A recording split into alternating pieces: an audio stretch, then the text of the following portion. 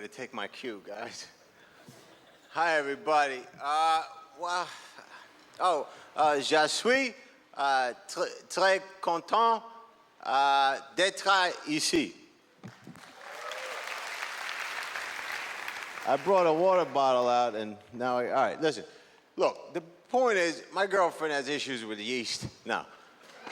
I feel disconnected from people, man. I feel like it's, how do we start this? It all started like 3 weeks ago, you know? And these things happened in succession. I got a phone call from this woman, and she goes, "Is Vanessa there?" And I said, "No, I think you have the wrong number." And she said, "Are you sure?" I was like, "You're right, this is Vanessa." And then I walk into a Starbucks right after, and the guy got my order wrong, which is fine, but he had this attitude. And I said, "That's the wrong drink." And he said, "Sorry, dude, I'm tired." And I was like, "Have a friggin' coffee, man.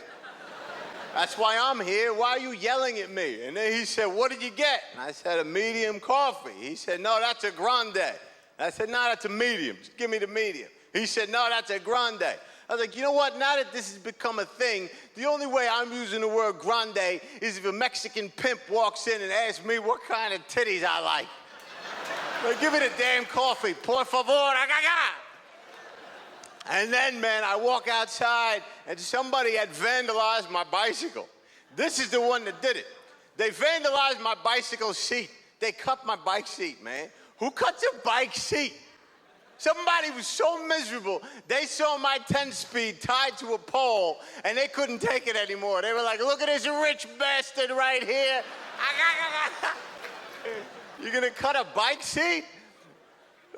That's evil. Like, I control the banks because I own a Huffy. You can't cut a man's bicycle seat. This is why I judge people, sir. I judge people. I know it's not politically correct, but you know, it's a way to keep yourself safe in the world, not based on skin color, but based on appearance. I was with my friend from Beverly Hills. He's very politically correct. And we were standing next to this guy with a bandana and a tattooed teardrop and a knife. And I said to my friend, "I don't want to hang out here." My friend turned to me. He was insulted. He said, "Hey, he could be a chef." And I was like, "Yeah, you vegan idiot? That's what you're gonna go with on this murderer here? Chef?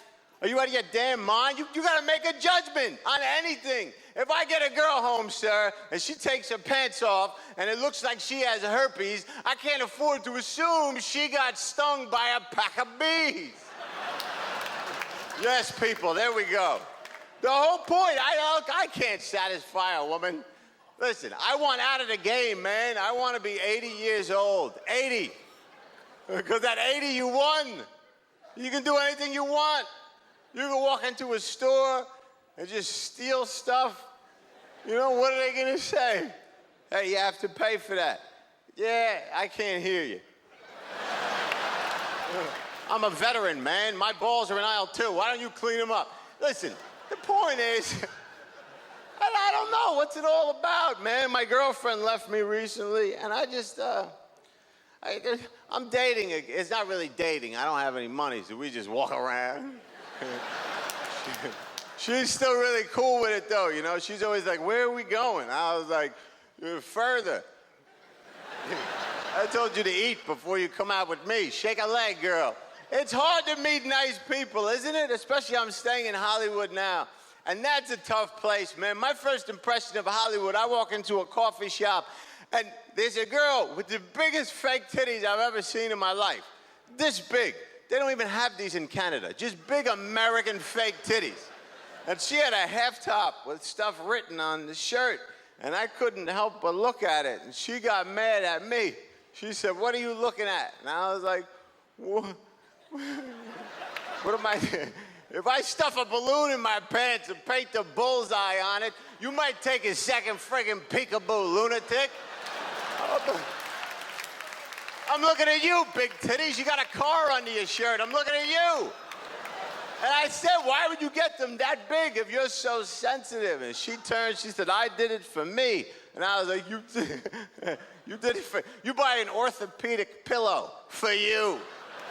What do you mean you did it for you? I got my balls enlarged. They're 12.5 pounds apiece now, but I didn't know of anybody else. It was all me. I like heavy nuts. I like them to swing like a lunch bag when I talk to lunatics. Shut up!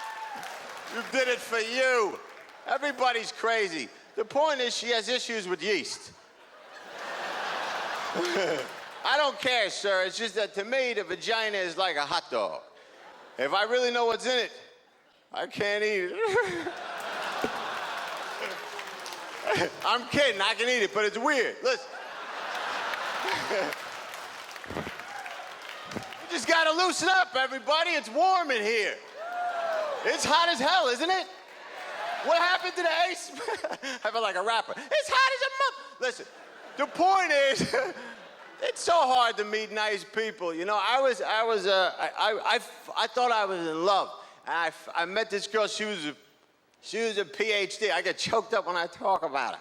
She was a PhD in literature, and I was thrown out of high school. And she would use quotes on me from authors that have been dead for 200 years, you know? And it was really condescending. And finally, I couldn't take it anymore. I was in the car, and I said, woman, you're 45 minutes late. And she gets in and touches my ear and said, time and space are perceptible only to the human heart. James Joyce, 1888. And I started to drive, and then I just pulled over, and I was like, get the hell out. Ike Turner, 1967, now whoop it, wise ass. Don't condescend to me 10 minutes, get out. Look, the point of the whole show is, why do gay guys always look like they just smelled cookies? DovDavidoff.com. Get some air conditioning. Have a good night, everybody.